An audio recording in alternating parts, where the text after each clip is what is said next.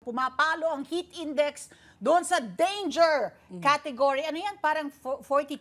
41 degrees? ata, 41. Danger Oo, level na, hindi ba? Yeah, Talagang yeah. ang dagupan, hindi ba? Lagi Oo, siyang Nueva on Ecija. the roll. Yan, Pangasinan. Diba? Sa bandang Samar, yung talagang doon yung Yes. unang palo ng mga hanging mainit galing sa dagat Pasifiko. Doc, ito na ang pinag-uusapan natin ng heat cramps, heat exhaustion, heat stroke, which could lead to death. So, maano lang natin, pag-usapan lang natin yung pagkakaiba po ng mga condition na yan.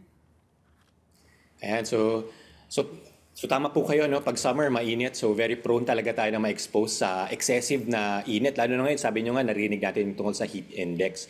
So ngayon, yung pagkakapareho ng heat cramps, heat exhaustion, tsaka heat stroke, ay lahat yon dahil talaga sa exposure sa mainit. Ang kaibahan lang niya ay para siyang step-by-step na process. So pwedeng ang una, heat cramps muna. Nagkakaroon ka ng cramps na nararamdaman dahil sobrang init ng katawan. Pag hindi ito naagapan, pwede itong mag-lead ngayon sa heat exhaustion. So ito na yung nagkakaroon na ng mga sintomas na sobrang tagatak ang pawis, medyo nanghihina na yung pakiramdam, may konting panghihilo ng kasama, nasusuka, sumasakit ang ulo. Pag hindi pa rin ito naagapan, ito na yung mas nakakatakot na next step, which is yung heat stroke na. So ito na yung parang kung baga sa kotse, medyo nag-overheat na talaga yung katawan. So sa sobrang overheat na niya, wala nang pawis na lumalabas, medyo tuyo na yung skin, pwede pong mawalan na ng malay yung pasyente natin or yung natamaan ng heat stroke. At gaya nga ng sabi niyo, pwedeng makomatose, pwedeng magconvulsion. At pag hindi naagapan, pwede talaga pong mamatay yung ating pasyente kung magtuloy-tuloy po yung kanyang heat stroke. So Doc, nag-uumpisa yan sa heat cramps. So kumbaga, if nakakaranas na tayo ng heat cramps, ano pong dapat natin gawin? Pamumulikat yan, ano? Yung parang hindi ka na makagalaw? Saan yan? Sa legs? Where does it, Sa legs? where does it occur? Actually, pinaka-common po sa legs kasi tayo naglalakad kasi tayo madalas. So, siya yung pinaka nagagamit. Kaya nararamdaman natin siya. Pero may mga ibang pasyente po na nag-heat exhaustion na sila na hindi nakakaranas ng cramps. Yan. So, kaya ang pinaka mga unang babantayan dyan ay sobrang tuyo yung labi, mga ganyan. So, tagatak ang pawis. Yan. Medyo mag-isip-isip na tayo na, Kwan. Oo, hindi rin ho ba sumasakit ang ulo una? Isn't that also a first sign? Kasama din po. Yes po. Mga iba nagiging bugnutin. So kung may mga kasamahan po tayo sa trabaho na parang, bakit parang high blood ka ngayon? Mainit ang ulo mo, ganyan.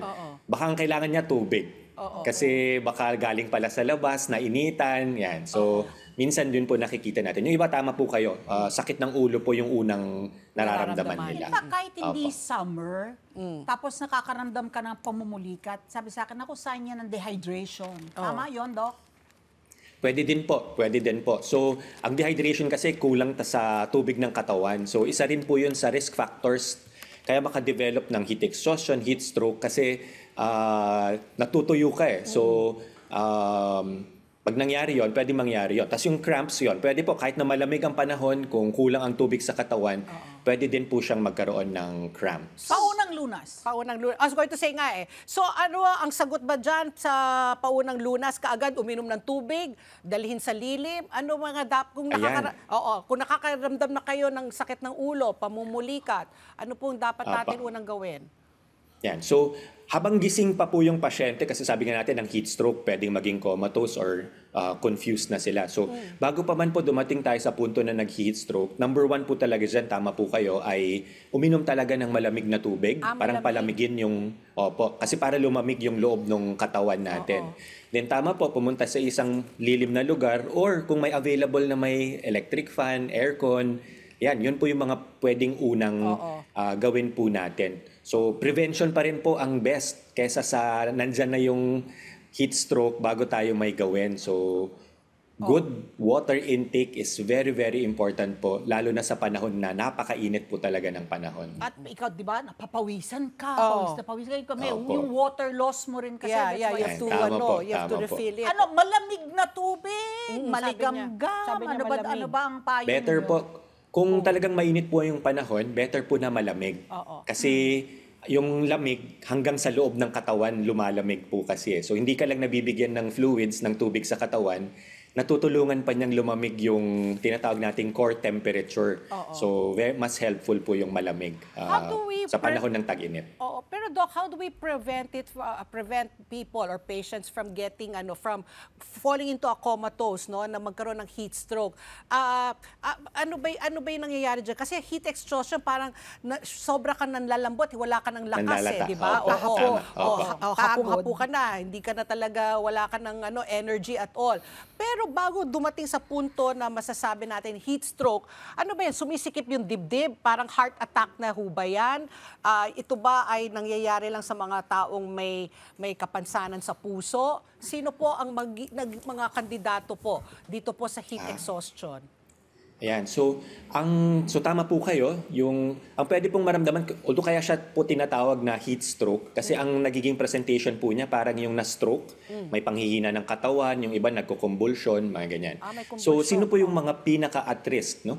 Tama po kayo. Yun pong may mga karamdaman na sakit sa puso, may diabetes, sila po high risk talaga sila na magkaroon ng heat-related na mga sakit. No? Kasama din po dyan yung ating mga senior citizens, yung mga bata. No? So ang mga bata po kasi hindi pa sila marunong minsan mag-control ng init ng katawan. Di ba? Mga magulang po, di ba? Lagi nating sinusuway yung mga bata na, lagi kayong tumatakbo sa initan, kahit nasa babad sa araw, takbuhan dito, takbuhan doon. So, at risk po talaga sila magkaroon ng heat exhaustion at heat stroke din po. Mga buntis, yan. So, sila din po, at risk din po sila. At saka lastly, yun pong ating mga athletes na nagtitrain under the sun. At yung mga workers po natin na babad talaga sa araw, kagaya po ng ating mga traffic enforcers, mga construction workers. Yan, sila po yung very, very at risk na magkaroon po ng heat stroke or heat exhaustion. Let's get together. Sunday 25. Sunday 25.